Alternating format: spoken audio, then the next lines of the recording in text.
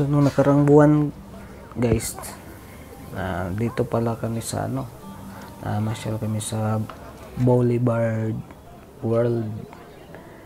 Tapos yan, unang bungad mo dyan, makikita mo yung yan mga camel na ginagawa nilang estatwa.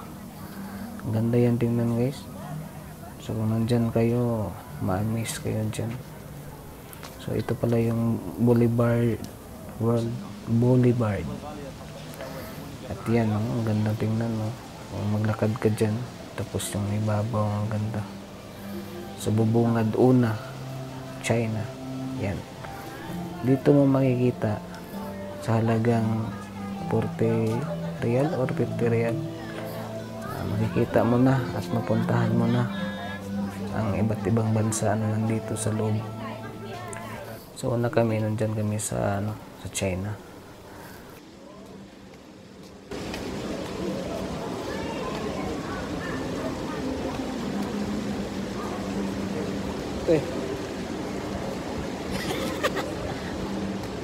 Ano to?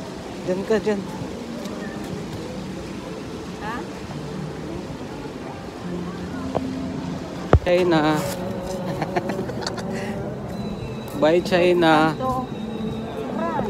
Ay, ano to? Una kung pumunta dito, wala pa yung mga nagbibinta sa loob. Ngayon, tingnan mo, ang dami ng pwede mong mabili dyan.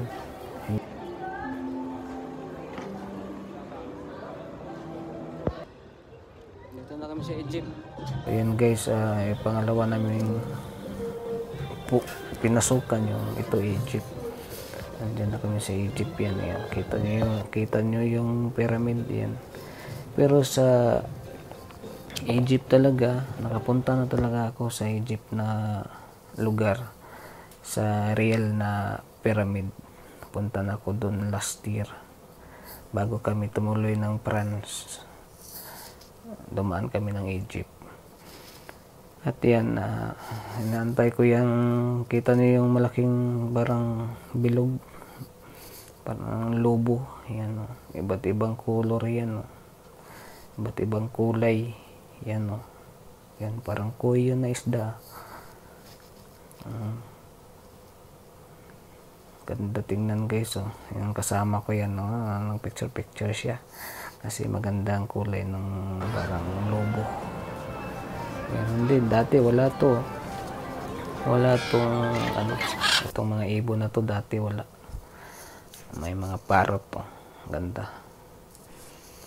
So yung pumunta ka dito sa Boulevard World, hindi masyadong mahal yung pinto nila dito.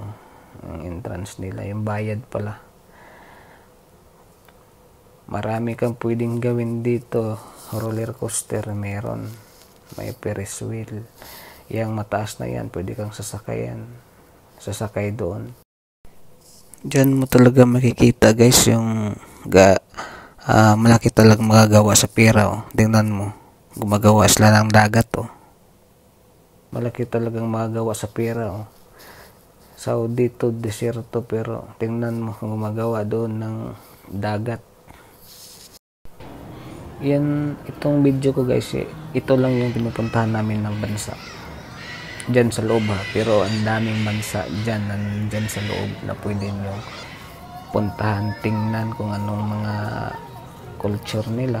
Ayan, may Japan yan, may Paris, France, tapos basta iba't ibang bansa lang dyan sa loob ng Boulevard World. So punta na kayo kung kayo nandito sa Saudi Arabia. Smile. Ito, yan guys, Greece yan, Greece. Yan. Ganda pala ang lugar ng Greece. Yan pala yung, siguro pag pumunta ka ng Greece country, yan, makikita mo yan doon. Parang yan ang pinaka-the best nila doon na parang logo din.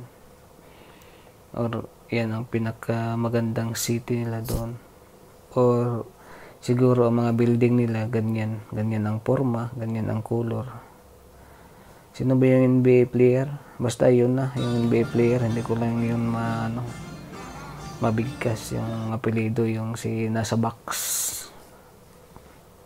Milwaukee Bucks. Yan, Morocco.